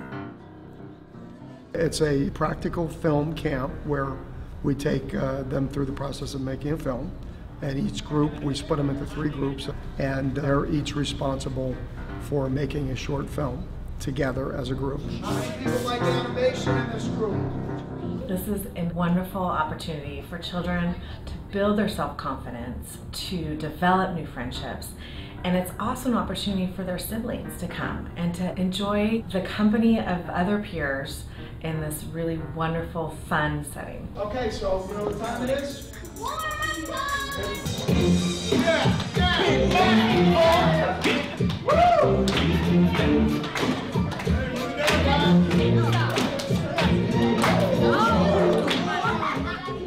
Cox Communications has years of supporting the community. We believe in giving back to the communities we serve, and military, youth, and education are our 3 pillars. And so this really matched up with everything that we're about and what we're trying to do to give back to the San Diego community.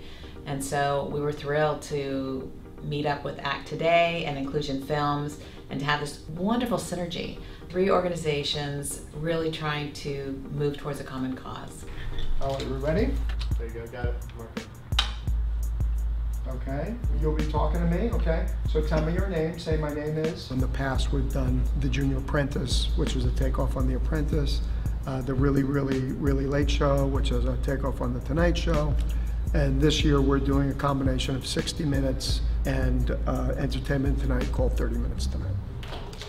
Okay, good. So now you understand what an improv is. You guys get the idea what an improv is? Yeah. To go with the flow of something, especially in the action. My son Elijah, he's into movies and he's into music, and so this program might bring out his particular skills. Amazing. You're like a professional actor. Every single person here we've met has been so kind, loving, and caring. They've given Nicholas the opportunity to be himself and be around people who have the same passion and interest as he does. What is it you learned with Ultimate? What did you learn? That filming is kind of tricky. It was really nice to know how much they were enjoying this camp, and they're with people who are supporting them and are making them feel great about themselves and their differences and their similarities. And I get two kids that are working together and apart and together and apart, so it's an interrelationship as well as a camp and a learning experience. Everything that goes into the process of making a film goes into everyday life. So they're learning life skills, they're learning to collaborate.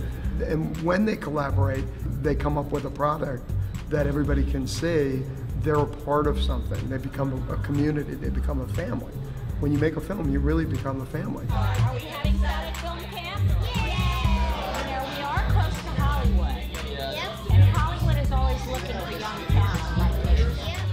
Autism is an epidemic, and it is not going to get any better anytime soon. Families are struggling to pay the bills, to put food on their table, let alone provide services for their children. And ACT Today is a vehicle of support for these families by helping them get access to life supports that they couldn't otherwise have. My experience in film camp has been great, and I just really love how all you guys decided to bring us together. What I learned here, I learned to animate, how to operate the platform. I learned about the animation and filming and making friends. Making new friends and acting. Meeting new friends. You can be anything you want to be.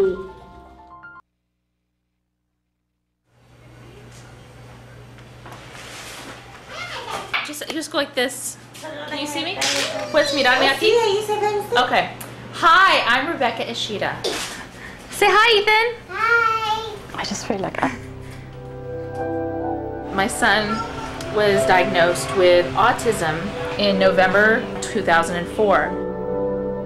With Ethan, almost immediately, we noticed things that were troublesome, that he just didn't sleep. He would vomit in the crib. There were a lot of sensory issues. Then he'd have like 20 of the trains lined up, and if you came in and took one train out, just meltdown completely.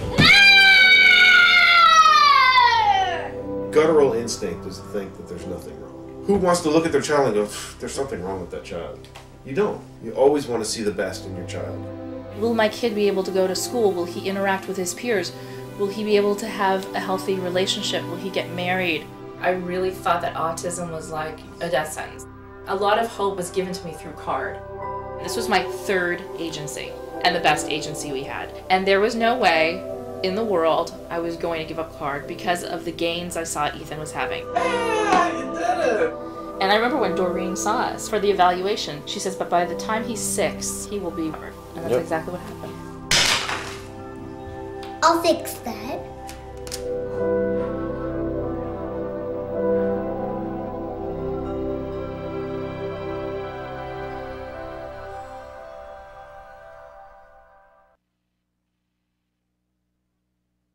I'm Joe Montaigne. As a father of a daughter with autism, I know the challenges that brings.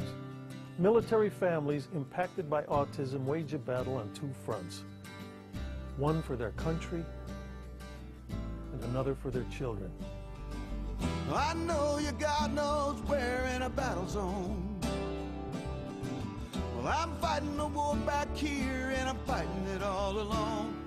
With 1 in 88 military children diagnosed with autism, the families face extraordinary challenges. But there is hope.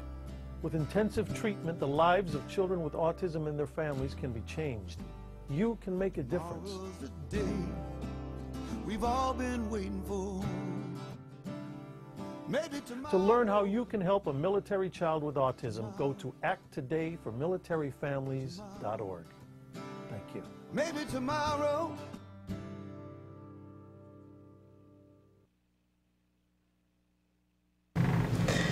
Welcome back to Autism Live. I'm Shannon Penrod, and our special guest right now is the fabulous Evelyn Gould, BCBA, Board Certified Behavior Analyst. I always love it when you're here, and I'm thrilled that now we're going to be having Evelyn join us on Tuesdays instead of Wednesdays, because I need you earlier in the week.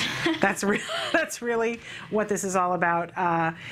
Evelyn joins us from time to time to talk with us about a wide variety of subjects. She has extensive knowledge working with children on the autism spectrum, and she is a board-certified behavior analyst, but a lot of times I ask her to come in and talk about issues with parents because you're extremely adept with that as well. And I was saying to her that a couple of weeks ago, you said stuff that literally was life-changing for me, and you do that frequently. It's not like it just happened one time.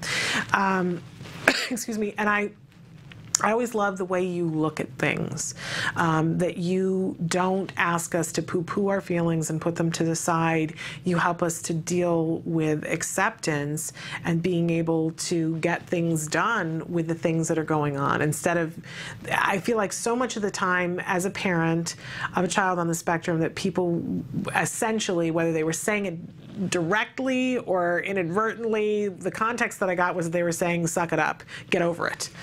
Keep, you know, whatever it is, get over it. Okay, so your child has autism, get over it. But I never feel like that from you. I always feel like you acknowledge that there's something going on for us as well, that we're a part of this equation, and I think that's really helpful.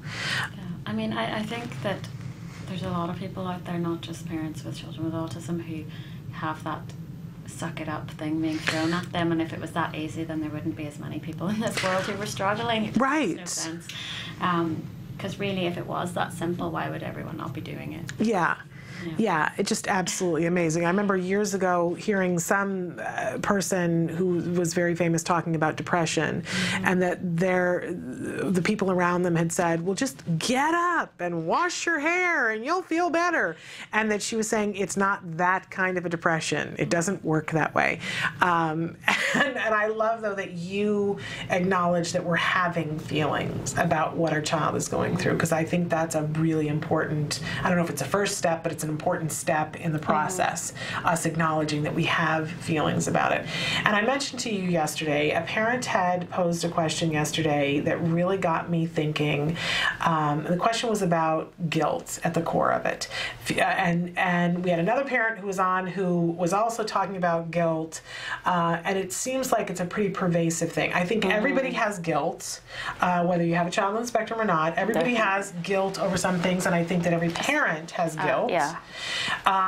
But it seems like there's a particular brand of guilt that comes with being an autism parent because there's a feeling of lost control, and that you should have known something that you didn't know, that you should have started something, you should have somehow have known who to call and what to say to them, and that we, a lot of us, I'm not going to speak for all of us, find that we spend some time in the guilt hallway, and that it comes back. I always say, you know, I don't want to go down that road too often, but it happens. And I wanted to talk a little bit about that and get your perspective on when we have feelings of guilt, what we want to do with that. And I know that's a huge, huge topic. I'm not asking you to save the world, but talk to us. I mean, I totally agree with you. I think it's a big problem. I think it's probably a problem for any parent who has a child who's struggling in some way. And, you know, not just, I think it starts even before sort of what you're talking about, with even when your child is diagnosed or when the problem first emerges. And that I see it, I've worked with a lot of parents who've absolutely tortured themselves about, what if I'd done this and did I not do that, and then my child might not have got autism, or is it my fault? Or I had one parent whose child had been born via IVF, and she was convinced that she shouldn't have done that, and somehow she was being punished for doing, you know, just this crazy cycle of guilt. And then, you know, even if you get out of that, then you go into well, I shouldn't have listened to this doctor telling me to wait, or maybe I should have gone to this, or I should have started earlier, or, you know, did I do enough? And what about the sibling? Am I neglecting their sibling? Like, just like, it's a constant ongoing. There's lots of opportunities for guilt. Yeah, because we don't. I don't know about everybody else, but I did not come into the world with a rule book underneath my arm when I came out of my mother's womb that said, this is how you will parent a child with special needs. And he did not come out with a manual to explain to me how to parent him. But I always think that I should have somehow have known. And it was a very big thing for me in the first year of autism, that I really believed that I was supposed to have been able to figure it out by myself. That it was a huge relief when we started ABA, because I saw that other people could come in and make big progress with my son, but there was huge guilt that it wasn't me, that I hadn't invented ABA. I think is when we get down to it. I mean, it sounds crazy when I put it in those terms, but in a real sense, that's what I felt.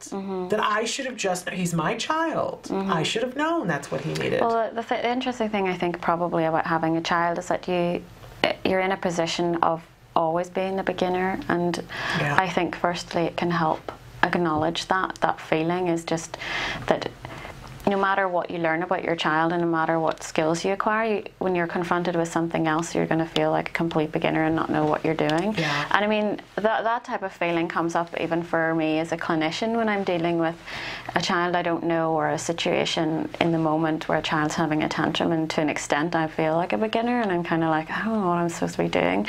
And it's just, I don't know, that's just the nature of it. Well, but it makes a certain amount of sense. We're always saying that we want people to look at our children as individuals, and they are individuals, but if we truly accept our child as an individual, then that means we have to be a beginner, and everyone who comes to work with them has to come from a place of a beginner. As much work as they've done with other children, they're starting to work with our child, and that's still a beginning spot. Somebody had something that they wanted to add. How about when you try something and you don't get support from your child's other parent? I mean, that's a whole other realm of guilt upon guilt upon guilt, that, you know, trying something and saying to the other parent, I need you to do this, and then we not only get guilt, we get resentment going both ways. All part of this equation that can and does happen with autism. I think it would be a rare case that when there's two parents that there isn't that situation arising. I think that happens, I mean, pretty much all the time. It's really hard. Yeah, because, and we've talked about this in lots of different ways, in order for two entirely different people to be on the exact same page with something this huge, you'd need to go buy a lottery ticket if that ever were to happen. But I think, you know, what's amazing to me, what I've learned over the years, is that people survive that. That you can be on different pages, and it is survivable. So we always talk, Shannon, about values and how important it is to have, you call it your manifesto, but having your values and clarifying what's really important and where you're both trying to get to. And so when you're in a conflict situation like that, reminding yourselves that both, even though you're both trying to come at things from different angles, you both have the same value, you're both trying to get to the same place. And then sometimes that can help, so you don't, it can help alleviate a bit of the, like, we're both going in completely different directions, because it might look like you are, but you're trying to get to the same place, and that can help, I think, help you kind of start communicating maybe a bit better, or just, that's very, very important. And you mentioned something, I can't remember now what it was you said, but I was also thinking that the values thing is really important, and figuring out what kind of parent, what kind of person you want to be, and what you're trying to stand for, and where you're trying to get to all the time. You know what's striking to me about that, and you talk about this a lot, that whole idea of knowing what the value is. Because to me, it's a lot like when we're teaching something to our child, knowing what the target is. That it's very easy for me to get confused sometimes as a parent, that I want to teach 85 different things at the same time, and sometimes I muddy the waters by doing that, instead of teaching one thing at a time and looking at what you're trying to get to. What am I actually trying to teach in this moment? Because sometimes if I'm teaching compliance, then my child's going to behave in a way that I don't necessarily want, but if they're being compliant, you know, if that's the target, then that's what I have to be paying attention to. It's the same thing with values. It's so easy to get off course and not paying attention to what's important. We're bombarded every day by advertisements and things that are telling us to look at things that aren't necessarily the most important things in our lives. And certainly when your child is newly diagnosed, or you're about to start something new with your child, you're being bombarded by a lot of information. It's overwhelming for both parties. And I will say, and I'm trying to think, but of every couple that I know that has been on this journey, there was at least a moment in which they weren't on the same page. Absolutely. At least one moment, and if not several moments along the way. But I know even when Holly Robinson Peete was here and she was talking about her journey with her husband, and that there was a moment when she was angry and said, "You're on this street and I'm on Autism Street and you better get over on this street with me or else." But that was what she felt like, but that she had to dial that down and say, "I need to be compassionate that you're going through something too." Exactly. And I don't completely understand it. And in a lot of cases, that parent isn't as forthcoming with what they're going through, and that, you know, she needed to be compassionate in that moment, and that's how they got on the same street. I think it's very hard, but it's true that usually when you're in an argument or in having a difficulty with a partner, that both people are hurting. Yeah. It's kind of, you know, unless you're going out with a sociopath or something, where they're which we hope you're not trying to inflict some kind of pain on you. But usually a normal human being, especially when it's regarding a child, that both people are struggling and both people are hurting, and you're not in this island by yourself. Yeah. But it can feel like that when you're butting heads with someone. It can feel like that. But getting back to the guilt thing, because I think every autism parent that I've met has one moment, and you can see when you ask them to tell the story of how was your child diagnosed, there's usually one moment that we all stick on and go, you know, if I had it to do over again, and I call it like the little guilt stone that we carry around in the pocket. If I just hadn't listened to that person, if I had just listened to my gut, if I had just, and for some people it's a week, for some people it's 10 years, but we all have some amount of guilt of, you know, if I had known this and we didn't know. How do we put that hot rock down, or do we? I think you obviously you can't get rid of it because it's done and it's there, and it just, whether you carry it around for a few weeks or a day or years and years, depends on how tightly you're gripping onto it. And of course, if you're gripping onto it really tightly, then it's very hard to do anything else. We've talked about that kind of idea of, like, if you're hanging on to something, then your hands are being used elsewhere, and you can't exactly. So you can't wave hi to someone whenever you're gripping onto something else, and it's figuring out your way of letting go, and that's not an easy thing to do. And as I said, I don't think it's going to go away. You're going to have to carry it around, but you can stop struggling with it. You know, you can try and find a way to, we talked about acceptance, like find a way to allow it to be there, but not to get in your way. You know, we were talking during the break, I'm going to share this because I want to, but I was saying during the break that I think that Evelyn is the Oprah of autism. I really do. That would be you, Shannon. No, it's you.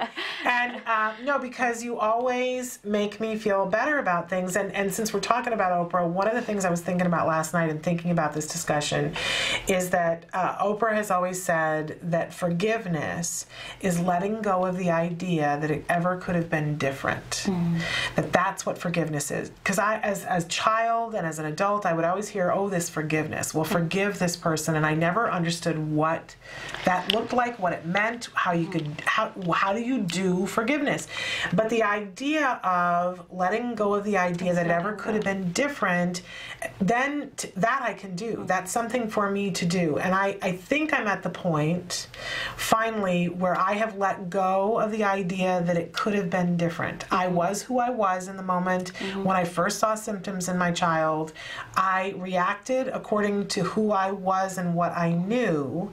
And when I knew that things were at a certain point, I asked for help and got the help, got started on the path.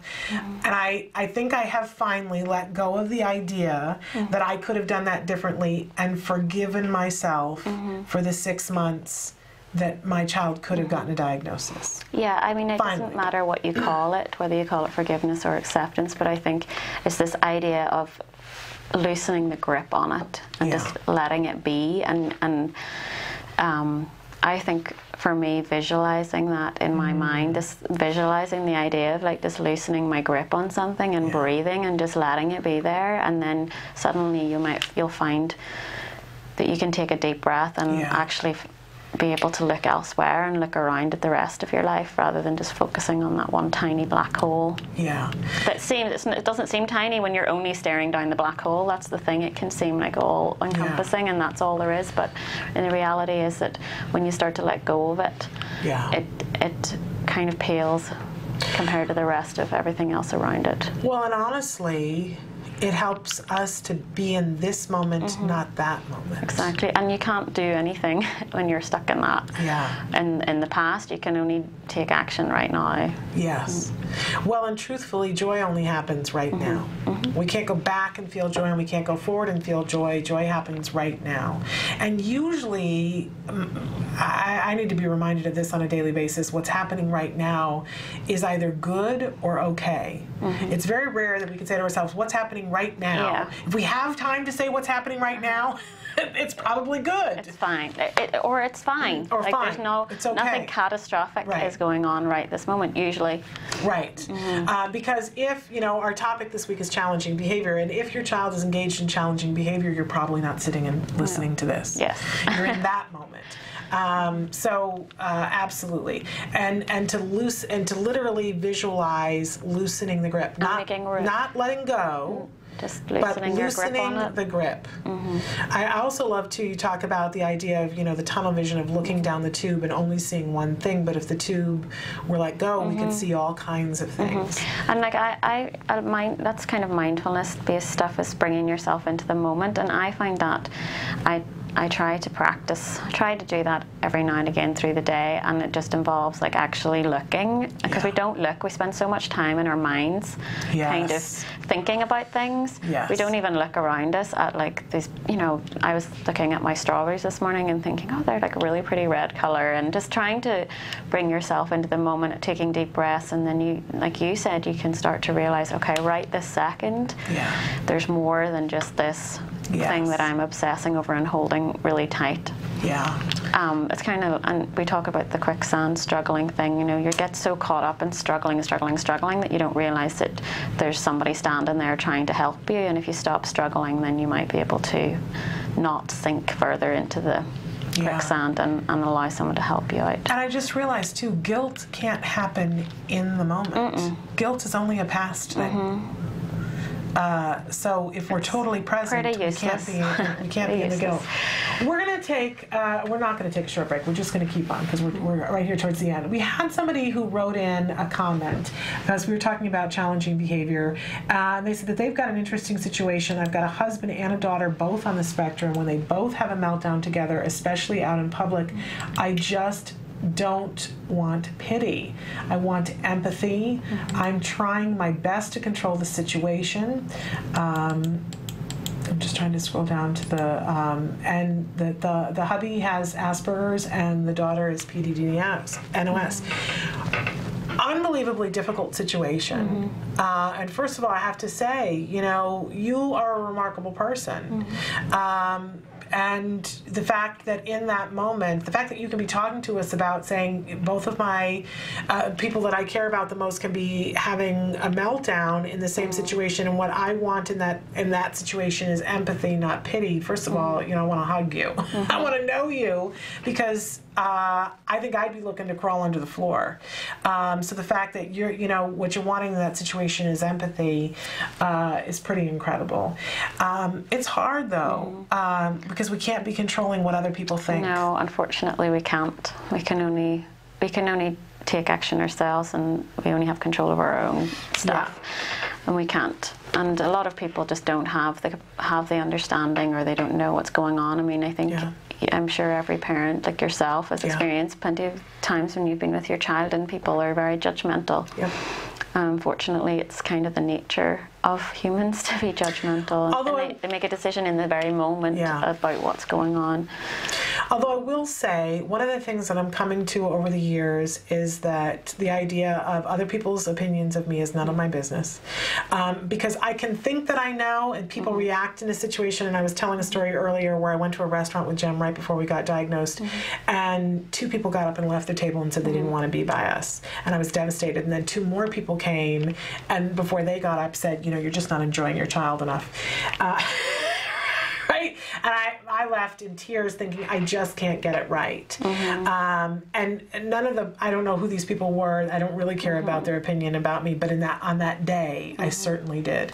But I like to say to myself and remind myself, other people's opinions of me really doesn't matter. My son's opinion of me matters. My husband's opinion of me matters.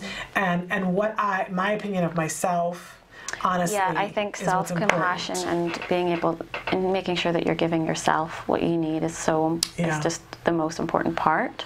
Yeah, because I hope for all of us that a day comes when people understand. But you know what? Even as I say that, I say to myself, well, now wait a second, because the only way they're going to understand is if they walk a mile in our shoes, and I don't really wish that. I don't wish that for them. I do wish that they'll have compassion. I absolutely wish that, because the world will be a better place for my son if they have compassion.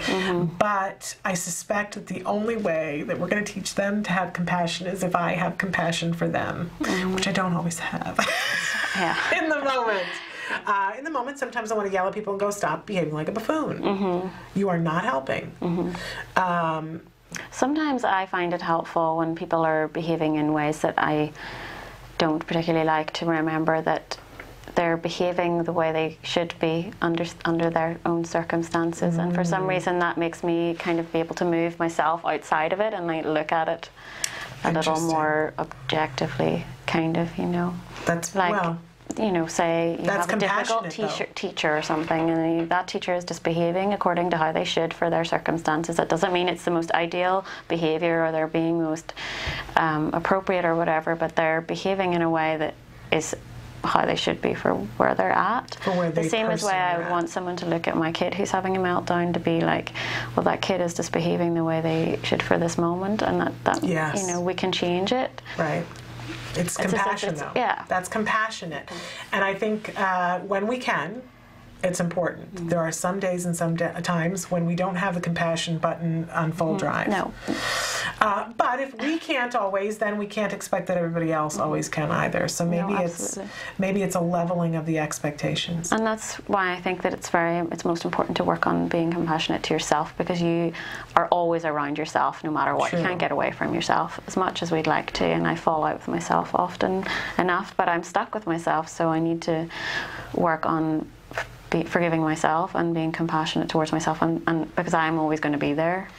So maybe in the moment, giving yourself the empathy of the difficult situation that you're in, and recognizing, I've got my child and my husband having meltdowns right now, so I'm going to be compassionate towards myself. A powerful thing. I can't believe we're already out of time. But I thank you so much for coming in. You always lighten the load, truly, and you always say things that are change my week, both as a parent and as a person. So I appreciate that. I'm not going to well up. But in any case, we've only got a minute or so left. I'm going to ask Matt to show you some of the different ways that you can get in touch with us. Tomorrow on the show, I want to remind everybody, during Let's Talk Autism with Shannon and Nancy Alspaugh-Jackson will be here, and our special guest tomorrow is Shelley Hendricks from Autism Votes.